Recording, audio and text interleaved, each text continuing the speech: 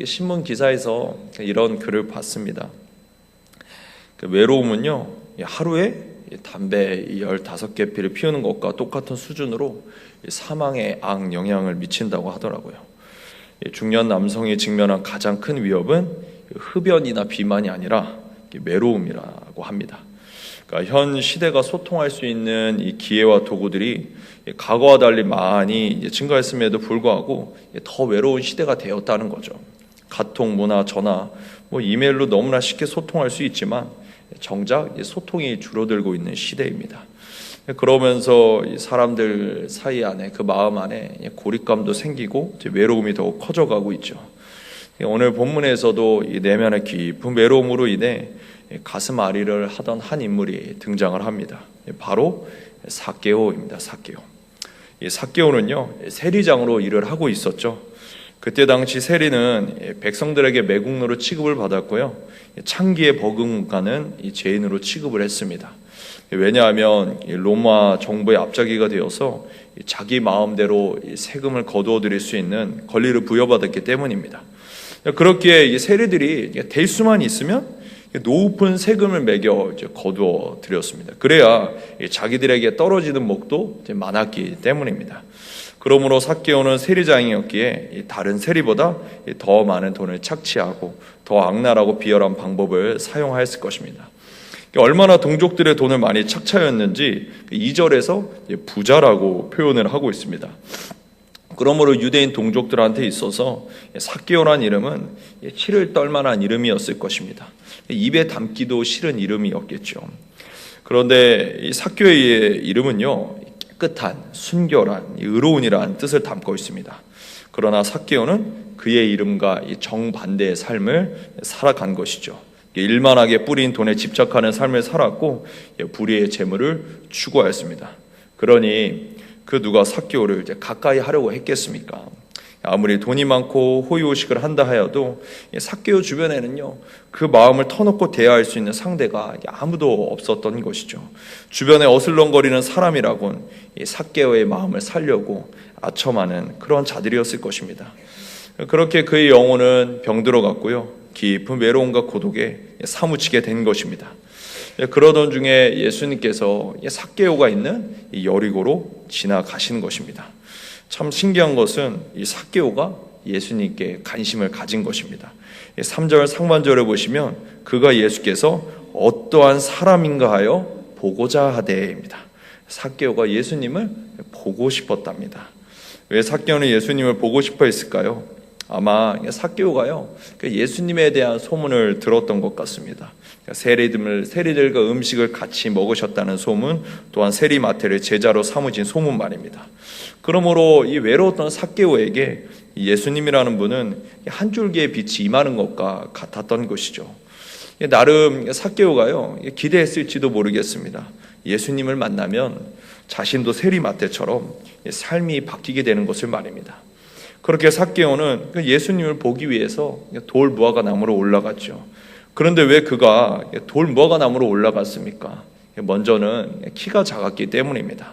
예수님을 많은 무리들이 둘러싸고 있었는데 삭개오의 작은 키로는 그 예수님을 볼 수가 없었습니다. 그리고 사람들의 눈을 의식해서 돌 무화과 나무에 오른 것이죠. 돌 무화과 나무 잎사귀가 사람을 가릴 만큼 상당히 컸다고 합니다. 즉 삭개오가 나뭇잎 뒤에 숨어서 사람들 눈을 피해 예수님을 보려고 했던 것입니다. 삭개오는 자신을 바라보는 사람들의 미움과 원망의 시선이 어떠한지 알고 있었던 것이죠. 그럼에도 불구하고 삭개오가 예수님을 보기 위해서 이 나무에 올라가는 모습을 한번 생각을 해보십시오. 삭개오 입장에서는요, 나름 예수님을 보기 위해서 최선의 방법을 다한 것입니다. 나무에 오른다는 건 얼마나 위험한 행동입니까? 그리고 어린아이도 아니고 어른이 나무에 올라간다는 것은요, 어떻게 보면 우스꽝스러운 모습입니다. 성도님들, 저희들 다 나가가지고 나무에 한번 올라간다고 생각해 보세요. 상당히 우스운 겁니다. 다른 사람들이 이게 보기라도 한다면 이게 민망해지는 거죠. 그러므로 삭개오는요, 이런저런 이유를 대고 예수님을 보지 않고 집으로 돌아갈 수 있었습니다. 그러나 이 삭개오의 마음에는 간절함이 있었고 갈급함이 있었습니다. 누군가에게 말하지도 못하고 홀로 신음하고 아파했던 그 공허와 외로움을 해결받고 싶었던 것이죠. 그러므로 예수님을 보기 위해서 안간힘을 쓴 겁니다. 성도님들, 때로는 우리의 연약함, 부족함, 우리 안에 있는 아픔과 상처가 하나님을 바라보게 하는 촉매로 작용을 합니다. 우리들의 삶의 문제가 하나님을 바라보게 하지 않습니까? 사도 바울도 그랬다는 것이죠. 바울에게 육체의 가시가 있었습니다. 그래서 이 육체의 가시를 고침받기 위하여 3번이나 주님께 간구하였죠. 바울은요, 기도의 사람입니다. 그러므로 바울에게 있어서 3번이나 주께 간구했다는 것은 보통 기도했다는 것이 아니죠. 전심전력을 기울여서 하나님을 찾고 구하고 두드리고 그렇게 3번이나 기도를 하였는데 하나님이 응답을 해주시죠. 우리가 잘 아는 것처럼 고린도후서 12장 9절, 내게 이르시기를 내 은혜가 내게 족하도다입니다. 이는 내 능력이 약한 데서 온전하여 짐이니라 하신지라. 이러므로 도리어 크게 기뻐함으로 나의 여러 약한 것들에 대하여 자랑하리니 이는 그리스도의 능력으로 내게 머물게 하려 함이라입니다. 바울이 깨닫게 된 것이었습니다. 내가 약할 때 더욱 하나님을 찾게 되고 이로 인해 하나님의 능력이 자신한테 머물게 된 것을 말입니다. 그래서 오히려 그 가시를 허락하시고 가시를 거두지 않으신 하나님께 감사하였다는 겁니다. 이처럼 우리의 연약함, 우리의 부족함, 우리의 삶의 아픔과 어려움으로 인해 하나님을 바라보고 하나님을 더욱 찾게 된다면 그것이 더 큰 은혜인 줄로 믿습니다. 실제 중국의 목사님 일화입니다.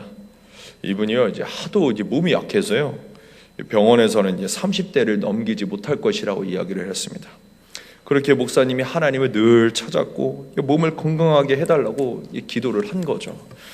한 번은 목사님이 잠을 자는데요, 꿈을 꾸길 배를 타고 강을 거슬러 올라갔답니다. 그런데 강에 이제 바위가 크게 있기를 배를 가로막아서요 건너갈 수가 없었습니다. 그래서 하나님께 기도하길 이 배가 강을 거슬러 올라가게 해주십시오 하니까 하나님이 이런 질문을 하시는 거예요. 이 돌을 옮겨주랴, 아니면 물 수위를 높여서 돌 위로 배를 타고 건너가게 해주랴 말씀하셨다는 겁니다. 그래서 목사님이 생각하기를 돌을 옮기는 것보다도 강물이 불어서 돌 위로 배 타고 지나가는 것이 좋겠다 싶어서 하나님, 강물이 불어나서 배를 타고 바위 위로 지나게 해 주십시오 기도를 했답니다.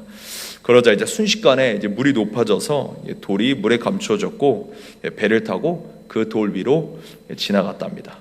그리고 꿈에서 깬 뒤 이 메시지를 곰곰이 생각을 해보니까 하나님께서 자신의 병에 대하여 말씀하신 것을 깨닫게 된 것이었습니다.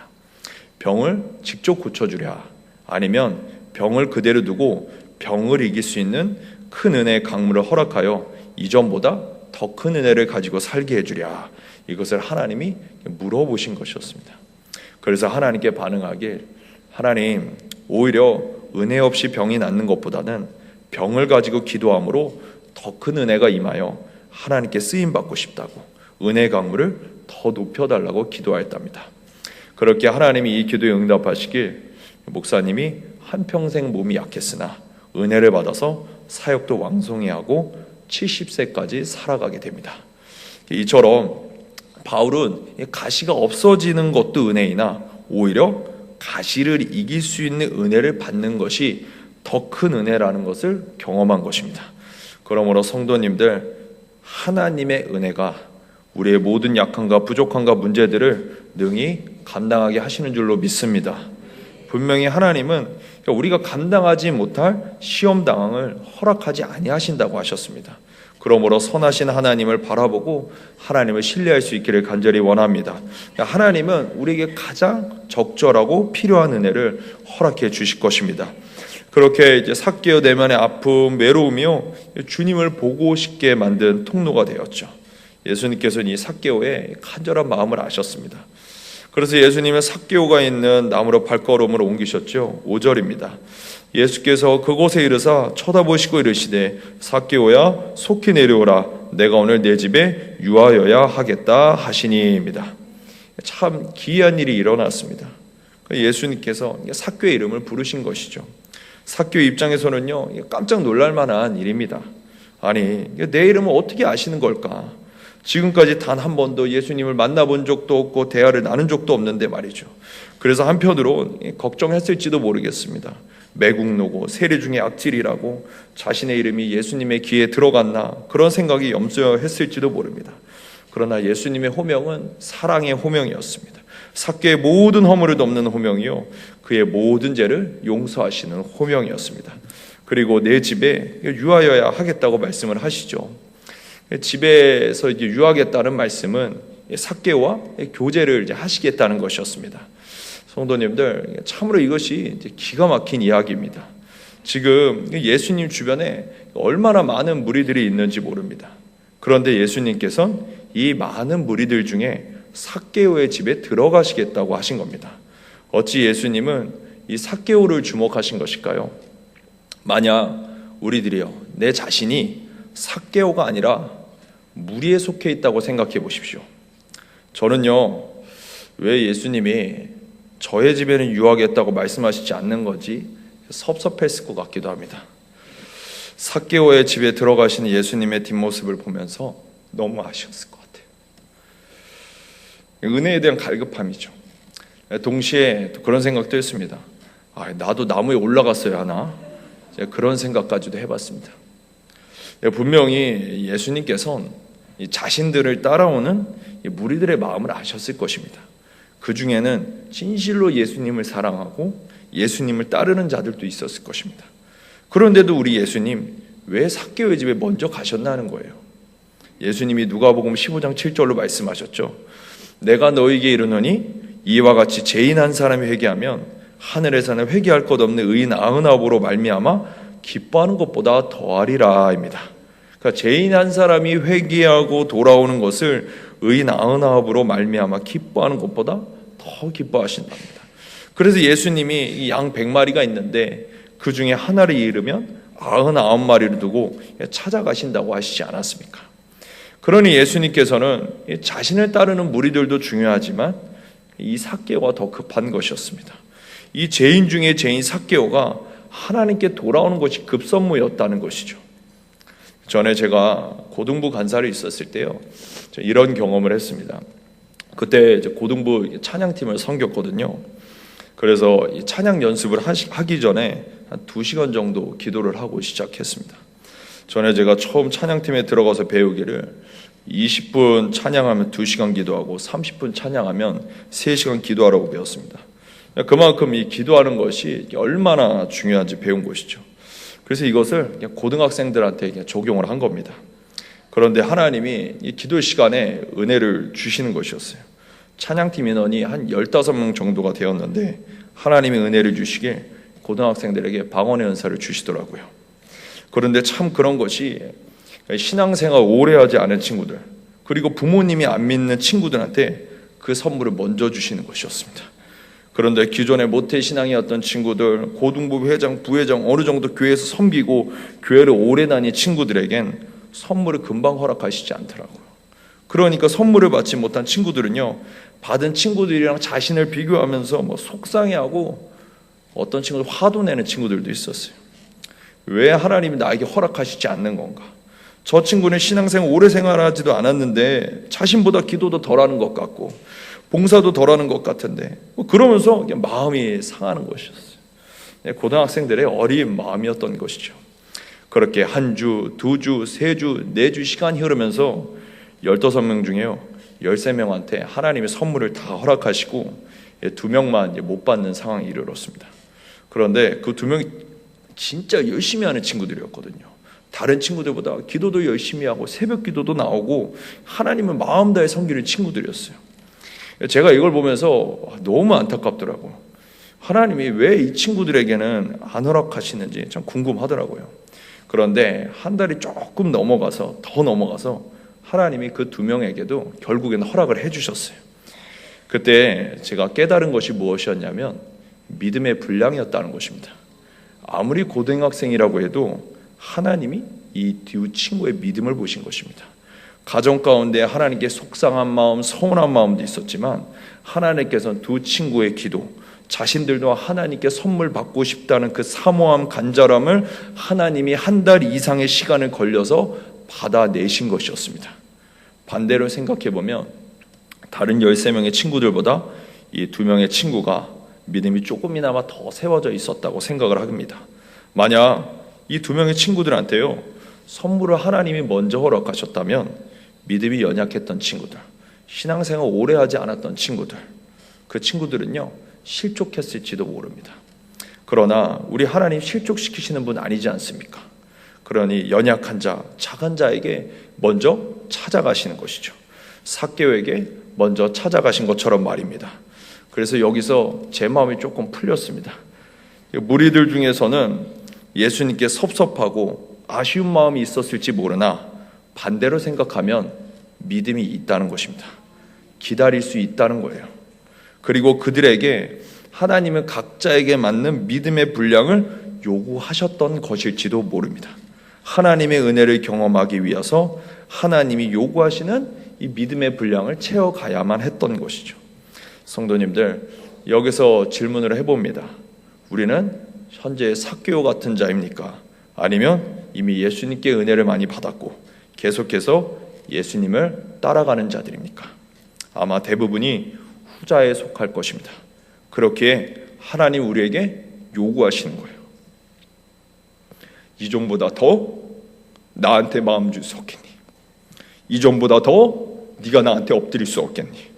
이전보다 더 내 말씀을 사랑하지 않겠니? 이전보다 더 내 말씀에 순종할 수 없겠니? 이렇게 하나님이 물어보시고 우리한테 받기를 원하시는 것입니다. 성도님들, 그릇이 커지면 커질수록 더 많이 드릴 수 있는 것 아니겠습니까? 그릇이 대야인데 종지만큼 엎드리고 종지만큼 순종하면 하나님께 너무 적게 드리는 것이죠. 그러니 하나님이 은혜를 베푸시기 전에 그 믿음의 분량에 차기까지 기다리시는 거예요. 그러므로 앞서 언급하였지만 하나님이 왜 문제를 그냥 두시겠습니까?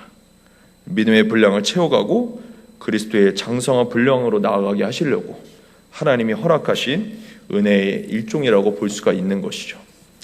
그렇게 성도님들, 우리가 이미 하나님의 은혜를 받은 자들로서 이전보다 더 하나님을 사랑하고 더욱 하나님께 꿇어 엎드리고 더욱 하나님의 말씀 앞에 순종할 수 있기를 간절히 원합니다. 그럴 때 이전에 경험하지 못했던 놀라운 은혜들을 맛보게 될 줄로 믿습니다. 믿음의 분량이 커지면 커질수록 하나님 은혜의 크기도 커지게 되는 것 아니겠습니까? 우리는 계속 믿음이 전진하고 자라나고 성숙해지는 자이지 머물러 있고 정체되어 있고 퇴보하는 자가 아니라는 것이죠. 먼저 이 죄인, 이 작은 자를 찾아가시는 예수님의 내 집에 유하겠다는 음성을 들은 삭개오는 기쁨으로 주님을 영접하였습니다. 이날 삭개오는요, 자신이 마련할 수 있는 가장 좋은 식사와 잠자리로 예수님을 대접하였겠죠. 그리고 자기 전까지 식탁에 앉아서 예수님께 막 고주할 미주알 다 꺼냈을 거예요. 세례가 된 이유도 말하고 세리장까지 승진하는 데 있어서 이런저런 일도 있었다 그럴 것이고 사람들로부터 받은 상처와 갈시는 점점 커져만 갔다고 하고 하소연도 하고 울기도 하고 또 자신이 얼마나 돈을 많이 벌었는지 등 다양한 이야기를 했겠죠. 그러면서 그의 마음에 있는 이 외로움과 공허가 다 씻겨져 내려갔을 것입니다. 그리고 나서 삭개오가 이제 결단을 하죠. 8절입니다. 삭개오가 서서 주께 여짜오되 주여 보시옵소서, 내 소유의 절반을 가난한 자들에게 주겠사오며 만일 누구의 것을 속여 빼앗은 일이 있으면 내 갑절이나 갚겠나이다 입니다. 움켜쥐던 사람이 내어주는 사람으로 바뀌었습니다. 삭개오가 내 갑절이나 갚겠다고 한 것은 삭개오의 부에 타격을 줄 만한 것이죠. 자신의 경제적인 부유하면서 스스로 파산하겠다는 선언과 같습니다. 그렇게 삭개오는 자신의 이름이 갖고 있던 의미를 되찾아갑니다. 순결하고 깨끗한 행동으로 사람들로부터 물질을 착복하지 않고 가난한 사람을 도와주기 시작을 하죠. 이처럼 예수님을 만나면 삶이 달라지게 되어 있습니다. 하나님의 은혜를 경험하면 삶에 거룩한 열매가 맺히게 됩니다. 하나님이 거룩하시기 때문에 하나님을 믿는 하나님의 백성들은 당연히 거룩하게 되는 것 아니겠습니까? 삭개오의 달라진 모습에요, 많은 사람들이 의아했을 겁니다. 도대체 그에게 무슨 일이 있었던 것인가? 예수님이 그의 집에 유하고 난 다음에 그의 삶과 행동이 바뀌기 시작했는데 사람들은 예수님에 대해서 무척이나 궁금해했을 겁니다. 예수님을 만나면 저렇게 변화될 수 있는 건가? 나도 변화될 수 있을까? 이런 궁금증을 유발하였겠죠. 성도님들, 저희가 이런 궁금증을 유발하는 사람이 되어야 할 줄로 믿습니다.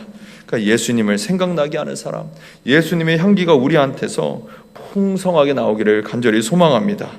그럴 때 그 향기를 주변 사람들이 맡게 되고 주님 품으로 돌아오게 되지 않겠습니까?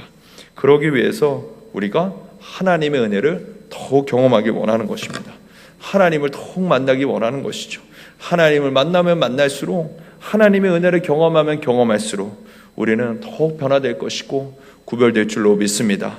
그러므로 하나님이 우리에게 요구하시는 것 앞에 우리가 믿음으로 반응해야 되겠습니다. 분명 각자의 믿음의 분량이 있을 것입니다. 그러므로 그 믿음의 분량대로 삶을 살아내고 점점 더 믿음의 그릇이 커져가는 것이죠. 그럴 때 하나님의 은혜의 크기도 커지고 예수님의 향기도 풀풀 나는 멋지고 아름다운 하나님의 백성으로 세워지게 될 줄로 믿습니다. 하나님 오늘도 우리를 그리스도의 장성한 분량으로 은혜로 함께하고 계십니다.